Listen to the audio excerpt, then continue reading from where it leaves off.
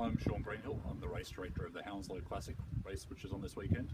This is Lucas Tree. He's the safety director of this weekend's race.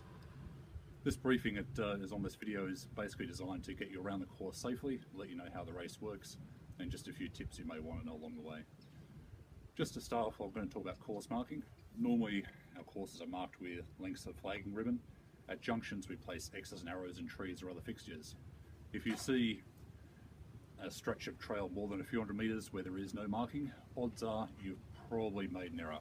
In which case, please go back along the track to where you last saw a marker and try to work out where you go from there.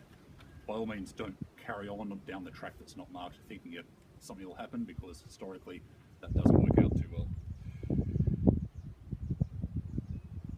At night, the sections that you run at night will be marked with not just pink flagging ribbon but also lengths of reflective tape. So that'll be from Pulpit Rock at about the 48-kilometre mark through to the finish. That's on Saturday night. Those of you finishing after about 7 PM, you will be finishing in the dark. That's something you'll probably need to bear in mind. The race bib that you get, please place it clearly visibly on the front of your shirt. There will be people around the course who will be taking your number just so we know where you are in the course, and it's essential for them that they can clearly see your bib and tick it off. If you have to withdraw from the race at any point, hopefully it doesn't happen, but if it does, please do so at a checkpoint and let the checkpoint staff know. We've had events in the past where people have just left the course, and hours later we've had to put out the call to find where they are, and we find they're actually at home. Now, if that happens and we've started to look for you, then we will bill you for the time that it's taken for us to find you. So please, if you withdraw, please let someone at a checkpoint know. 2 more points. The trail is not closed to the public, obviously. You will see members of the public out there. Please be courteous and give way to them at all times. And the same with the runners. There are quite a few sections of the trail where you go both ways on the trail.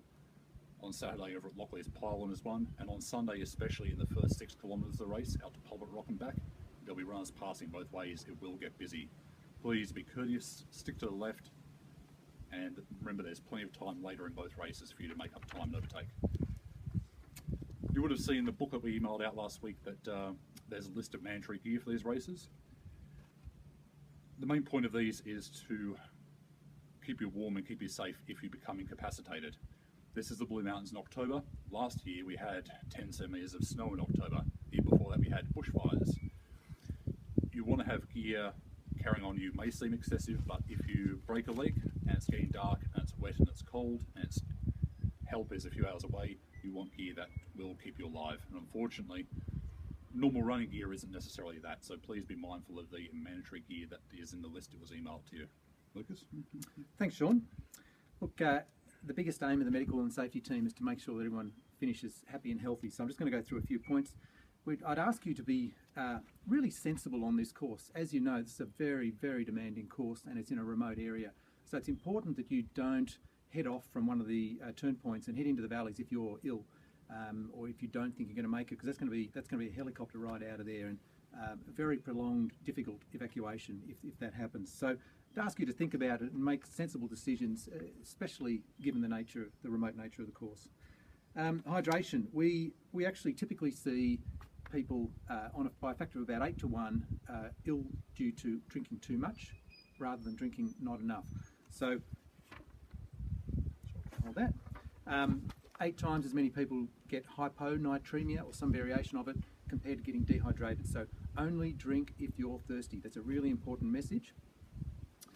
Non-steroidal anti-inflammatories, things like Voltaren and Nurofen, ibuprofen, basically anti-inflammatories are not a good mix for an endurance event, and especially not if you've got any signs of rhabdomyolysis. So rhabdo on its own is not ideal, and if you're peeing blood, you need to see the medics. We do see a bit of it at endurance events, and as long as you stop exercising and do the sensible things, you'll recover completely. The trouble is, if you get rhabdo and if you've been taking non-steroidal anti-inflammatories, you increase dramatically the chances that you'll get kidney failure, and that is something you won't recover on quickly, and that's a long-term permanent damage. So please do not take anti-inflammatories while you're on this race. It's a bad mix. It's been medically proven at many ultras around the world, and the message is starting to get out. Snakes. If you're bitten by a snake, the chances are, that can come down. If you're bitten by a snake, the best thing you can do is sit down and stop moving and apply the snake bandage to the limb that's been bitten, starting from the toe, working up to your body, nice and firm. But the key thing is stopping and not moving anymore and getting help to come to you. So wait till another runner comes past and they can pass a message and we'll get help to you. If you need help, there is phone in place. As you're carrying a phone, I suggest you put the emergency number in your phone. It's also on your running bib. So use a phone if you've got reception. If you haven't, marshals have radios around the course, and ask another runner to pass a message on to the marshals if you've stopped. Our medics are here to help you get around the course. Our aim is to work with you and keep you well to finish. If, however, you are sick, it is important you come and talk to us, because we don't want you down in the valley and sick. We'd much rather talk to you and deal with that up the top, where we've got a chance of getting help to you promptly. So come and talk to us. We're here to help you, and I hope you have an amazing run on this incredible course. Thanks, Lucas. That's it for the briefing.